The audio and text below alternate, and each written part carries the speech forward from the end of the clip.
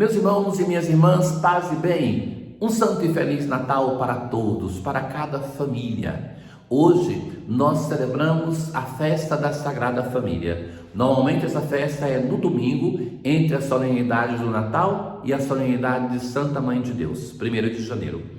Como este ano as duas caíram no domingo, então essa festa é celebrada no dia de hoje. A igreja olha neste dia, segundo a antiquíssima tradição proveniente do Oriente, que celebrava já no tempo pascal a festa da Sagrada Família. A igreja se volta para esta festa, percebendo que a família é a primeira e essencial experiência de igreja, de sociedade, mas que deve ser protegida porque constantemente é ameaçada em uma sociedade que perde os seus valores. Rezemos nesse dia pela família, ouçamos o que nos ensina a palavra de Deus sobre esse importante aspecto da nossa vida. Na antífona de entrada de hoje, vieram apressados os pastores e encontraram Maria com José e o menino deitado no presépio. É bela essa imagem que Lucas muitas vezes vai dizer, porque talvez a quem buscasse o Salvador nascido, buscaria alguém poderoso. Mas qual é o sinal que eles veem para crer? Aquele sinal mais banal que poderia encontrar-se em cada casa onde nasceu o menino. E é esse sinal simples que eles são desafiados para crer.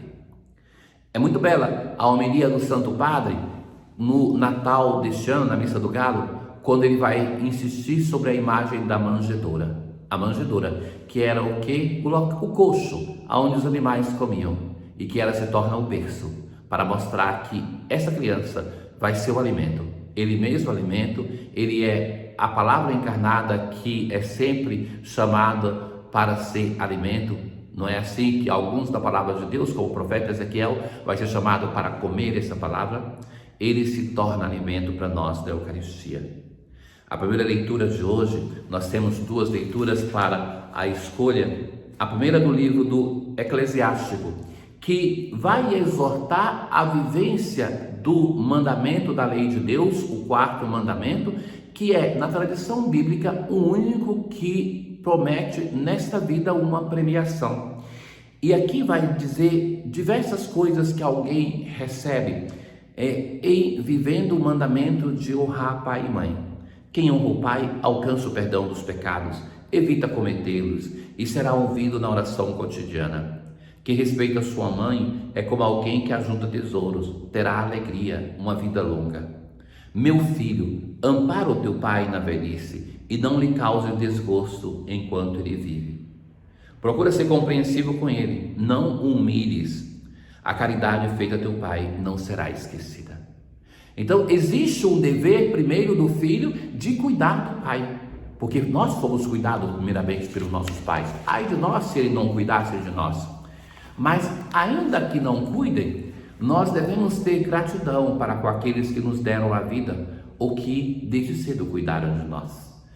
E além disso, a palavra de Deus coloca um prêmio já nesta vida para quem assim vive, para quem assim observa. A segunda opção de leitura é da carta de São Paulo aos Colossenses.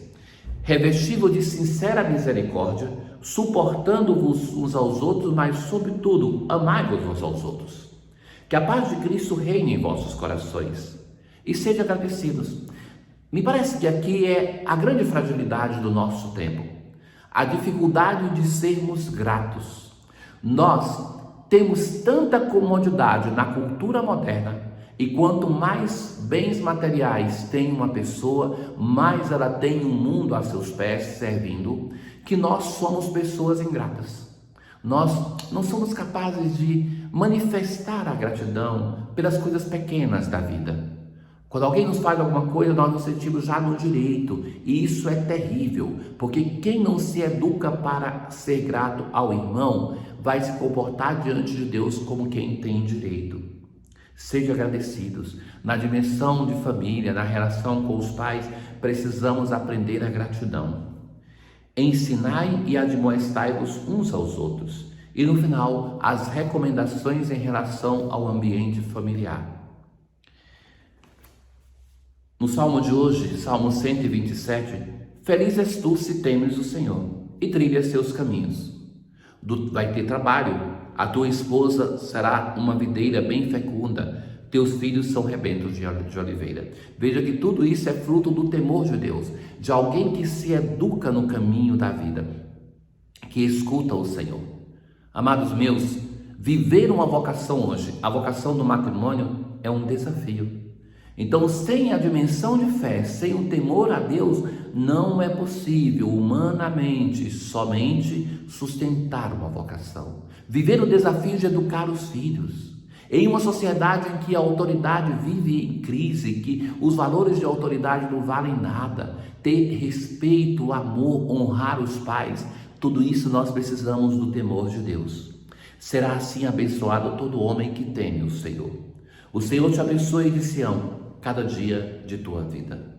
Na aclamação ao Evangelho de hoje, que a paz de Cristo reine em vossos corações e ricamente habite em vós sua palavra.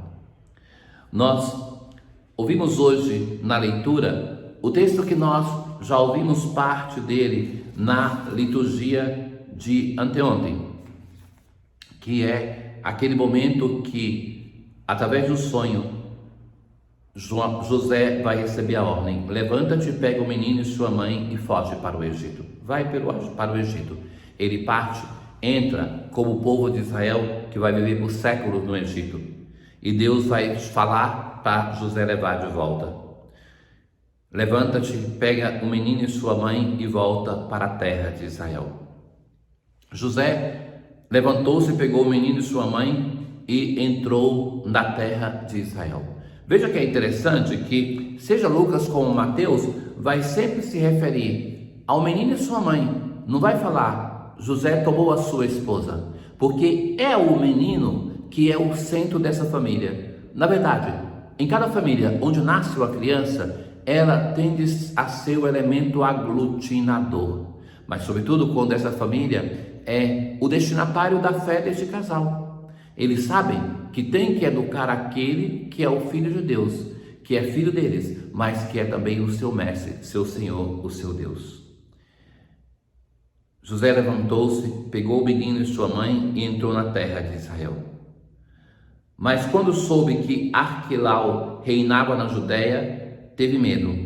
Por isso, depois de receber o aviso em sonho, José retirou-se para a região da Galileia e foi morar numa cidade chamada Nazaré. Então, nós vemos o Deus eterno que entra na nossa história e, sendo de condição divina, assume a condição humana, a condição de servo. Vai habitar, nasce em uma terra aonde não era absolutamente uma terra importante. A palavra de Deus vai dizer: tu, Israel, pequena, insignificante. Mas nasce em Belém, que também não é uma cidade importante, apenas é importante porque é a cidade de Davi, mas não é uma cidade onde tivesse o templo, por exemplo. O templo estava em Jerusalém ou em outros lugares. E depois vai morar em uma cidade que, por primeira vez, nós ouvimos falar de Nazaré nas Sagradas Escrituras. Não existe nenhuma referência a Nazaré do Antigo Testamento.